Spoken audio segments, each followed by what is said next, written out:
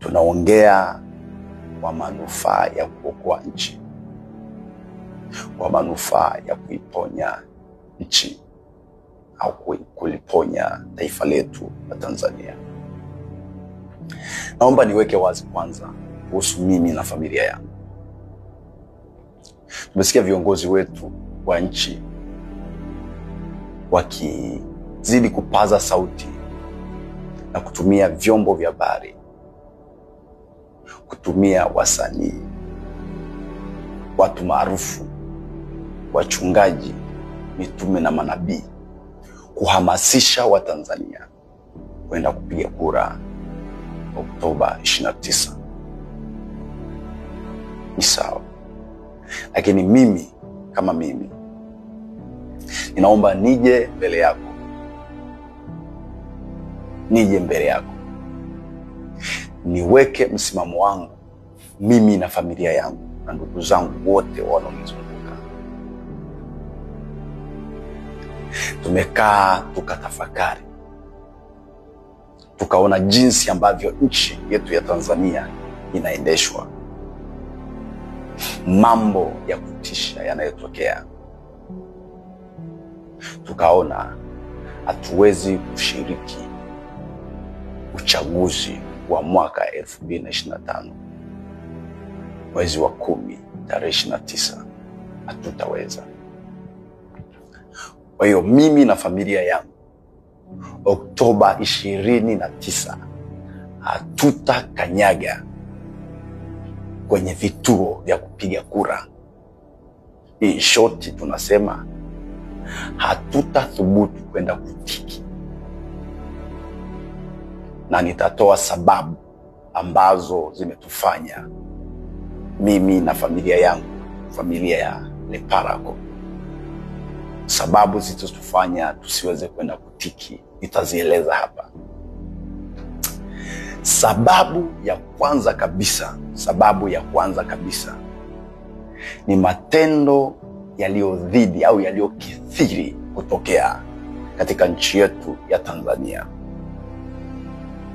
Watu kupotea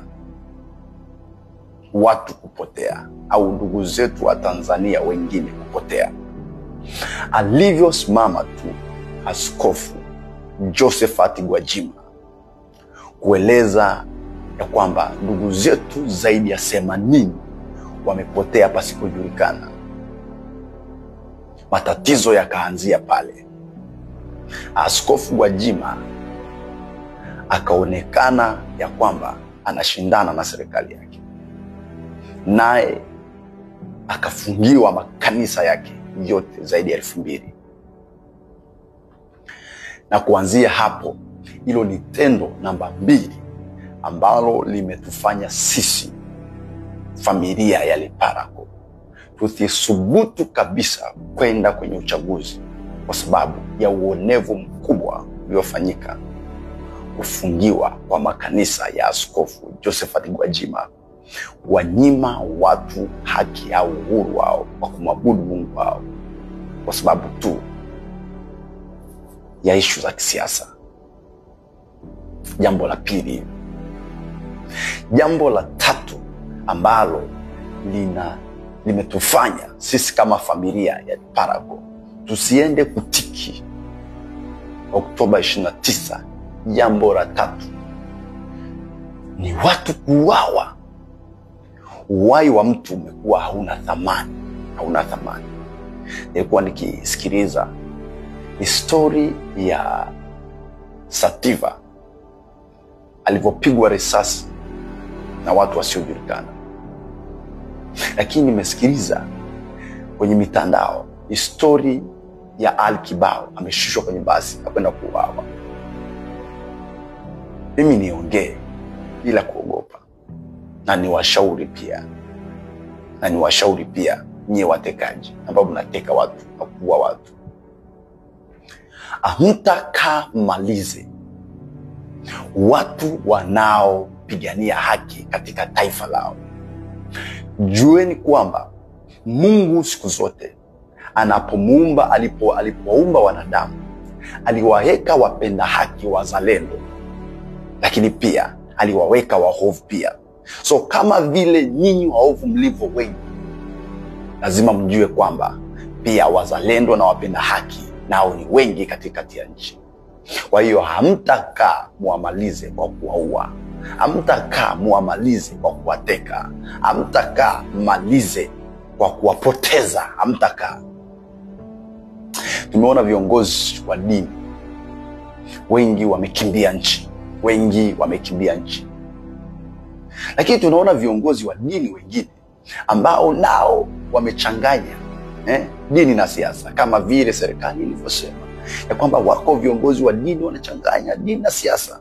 Yuko mchungaji ameonekana kabisa amewaingiza viongozi wa CCM kwenye madhabahu ya Mungu na kuwaombea kura kwa waumini wake. Mbona serikali haikuchukua hatua kwa kiongozi huyo wa dini?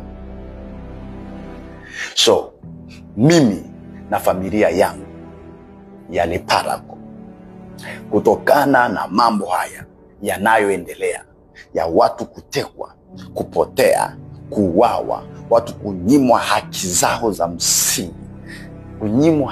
za msingi, watu kulazimishwa, kunyamazishwa, kufungishwa mdomo, wasizungumze chochote,